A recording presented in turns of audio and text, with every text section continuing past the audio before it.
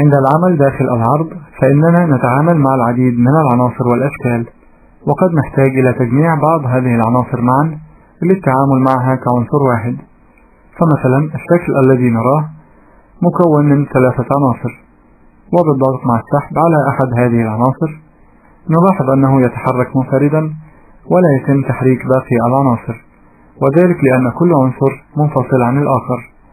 ولتجميع هذه العناصر داخل عنصر واحد لا بد من اختيارها أولا، فنقوم بالضغط مع السحب حول هذه العناصر لاختيارها، أو نضغط على مفتاح Shift من لوحة المفاتيح مع الضغط على هذه العناصر واحدا تلو الآخر، ثم نفتح القائمة Draw ونختار الأمر Group، وبالضغط مع السحب على أحد هذه العناصر نرى أنه يتم تحريك باقي العناصر.